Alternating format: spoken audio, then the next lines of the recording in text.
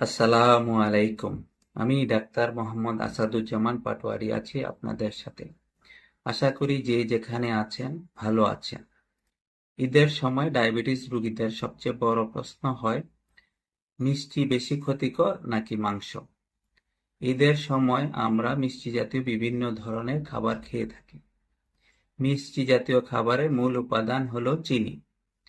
তাই রক্তে গ্লুকোজ বেড়ে যেয়ে হঠাৎ করে ব্লাড সুগার স্পাইক দেখা দিতে পারে। তাই ঈদের সময় আমরা মিষ্টি জাতীয় খাবার খেলে খুব অল্প পরিমাণে খাবো, অথবা মিষ্টি জাতীয় খাবার এড়িয়ে চলবো। ঈদের সময় আমরা মাংস জাতীয় বিভিন্ন ধরনের খাবার খেয়ে থাকি। যেহেতু মাংসে চিনি নেই, সুতরাং আমাদের রক্তে গ্লুকোজের মাত্রা বেড়ে যায় না।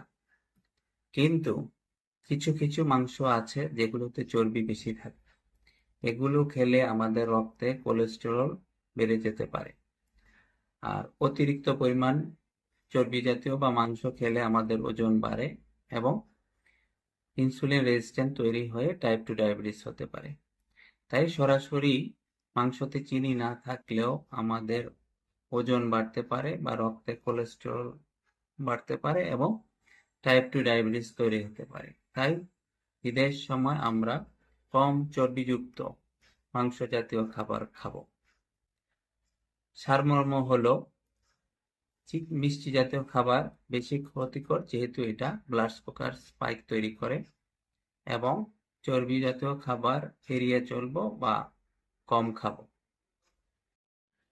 সাথে থাকার জন্য ধন্যবাদ। ভালো থাকবেন। আল্লাহ হাফেজ।